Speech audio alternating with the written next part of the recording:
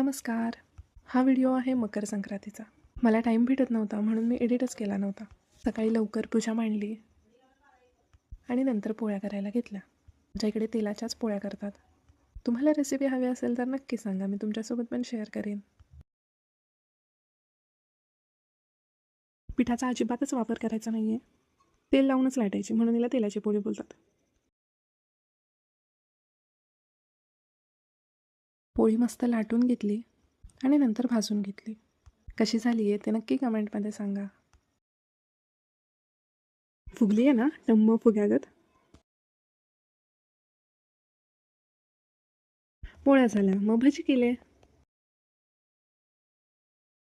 कुरडया, आमटी, गुळवणी सगळेच पदार्थ तयार झालते. मग नंतर काय देवाला नैवेद्य दाखवला आणि आम्ही आवरून गेलो मंदिरात.